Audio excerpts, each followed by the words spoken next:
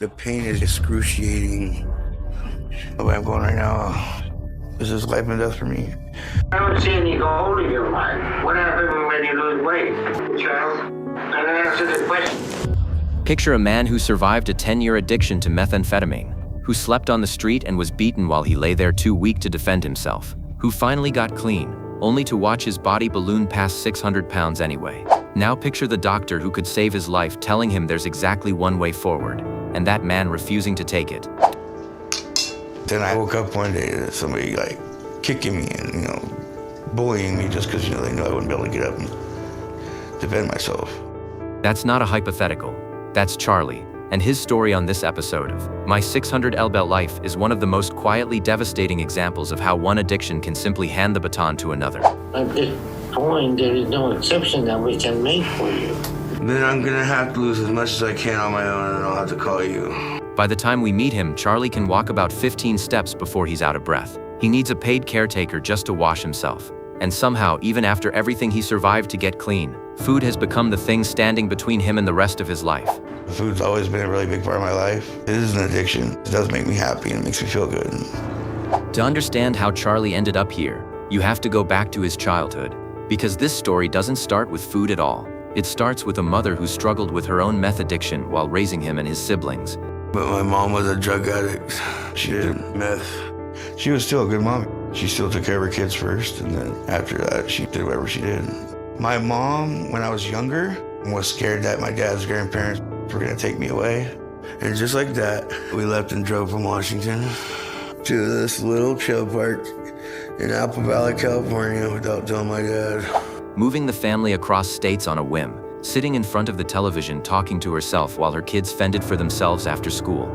Charlie describes spending much of his early years essentially parenting himself, leaning on his grandparents and his siblings for the stability his mother couldn't consistently provide. His brother became more than a sibling. He became the one person who told Charlie he was doing okay, the glue holding the family together. That bond matters, because it resurfaces later in Charlie's story in a way that changes everything about his path to treatment. A bigger guy, but he's always had my back. He's definitely the glue to this family. He taught me how to ride a bike. He taught me how to swim, He's always been there for me. And right now, he doesn't have anyone to go hang out with or talk to, anything like that. So I'm not just his brother. I'm also his best friend. By middle school, Charlie already weighed around 180 pounds. By high school, he was closer to 300. And that's also when he fell in with the wrong crowd and was introduced to methamphetamine. Once I came to high school, I was going on 250 to 300 pounds. I started hanging out with the wrong crew. That's when drugs came into my life.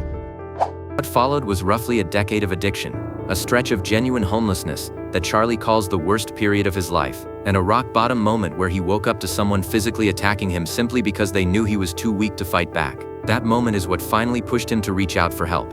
A former teacher bought him a bus ticket. He relapsed almost immediately and ended up in jail. It took two friends from high school convincing their own parents to intervene before Charlie finally made it into rehab. Here's the part of Charlie's story that deserves real attention, because it's a pattern that shows up again and again in people recovering from substance addiction. He got clean, he stayed clean, and almost immediately, the weight started piling on. So I went to rehab, 350 to 400 pounds. I got clean, stopped moving around as much, really. Charlie is remarkably honest about this himself, admitting that a huge portion of his current weight arrived specifically after rehab, once methamphetamine was no longer occupying his time, his energy, and frankly his brain chemistry. Addiction recovery specialists have a name for this kind of shift. When a substance that hijacked someone's reward system disappears and nothing structured replaces it, food often rushes in to fill that exact same neurological gap. It's not a character flaw, it's a swap. And it's one of the most under-discussed risks in addiction recovery. Food's always been a really big part of my life. It is an addiction. It does make me happy and it makes me feel good. But a lot of my weight came after rehab, after I quit doing drugs. By the time cameras find him, Charlie has ballooned to a size that has essentially trapped him inside his own home. He can't stand in the shower for more than 15 seconds without his knees giving out in pain. He relies on his caretaker, Elena, who previously cared for his mother before she passed away, to help him bathe. His brother, technically employed as his paid caregiver, handles nearly everything else, from cooking every meal to fetching water, because Charlie simply cannot do those things for himself anymore.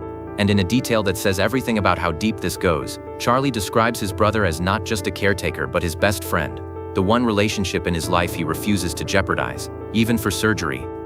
Hot? You can feel it? First she'll wash my hair, then she'll wash my back. I don't fit in my shower, so I have to put my head over the tub. But I've got it so big now that I can't stay standing for more than 15 seconds. When Charlie finally gets his first video consultation with Dr. Now, the numbers on the table are staggering. Dr. Now tells him directly that he needs to lose somewhere between 500 and 550 pounds just to reach a normal weight. Yes, sir. And you're only 5 feet tall, huh? Yes. And that's very dangerous. Charlie's mobility is so limited that walking from his bed to the bathroom, roughly 15 steps, already leaves him winded. Dr. Now doesn't sugarcoat any of it. He walks Charlie through his home situation, who cooks for him, who drives him, how often he actually leaves the house, and lands on the same conclusion he reaches with nearly every patient in Charlie's position. The food has to stop being the caretaker in this equation, because right now it's slowly killing him the same way the drugs once threatened to. You were addicted to what? Meth. How long were you doing meth? I think a little over 10 years. It would be my brother, who's actually paid to be my caretaker, and my sister and her boyfriend. Okay, and they are taking for you? Yeah. Dr. Now prescribes what he prescribes to most patients in this position, a strict high-protein, low-carbohydrate, calorie-controlled diet alongside a structured exercise plan, with a target of losing about 50 pounds a month and eventually walking 5 to 10 minutes unassisted. But there's a catch buried in that plan that becomes the real turning point of Charlie's episode.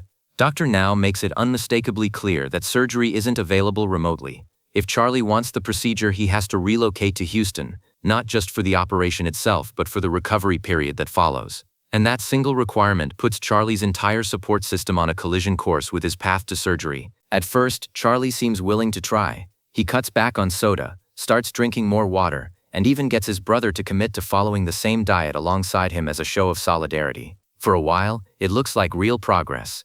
But as the Houston requirement becomes unavoidable, Charlie makes a decision that surprises no one who's been paying attention to how tightly this family is bonded. He tells Dr. Now, point blank, that he isn't ready to move, and he asks whether an exception could be made so he could have the surgery closer to home instead. Dr. Now's answer is immediate and firm. There is no exception. If Charlie wants weight loss surgery through this program, Houston isn't optional. This is the moment worth pausing on, because it's more complicated than it might look on the surface. It would be easy to frame Charlie's refusal as stubbornness, another patient making excuses instead of doing the hard thing. But the research on bariatric surgery outcomes tells a more nuanced story. Family and caregiver support is one of the single strongest predictors of long-term success after major weight loss surgery. Charlie isn't wrong that leaving his brother and sister behind, the same people who have been managing his physical care and holding his emotional world together since childhood, carries real risk of its own. Dr. Now's program exists because post-surgical patients need close, consistent medical supervision that a program based in Houston simply can't provide from a distance. Both things can be true at once.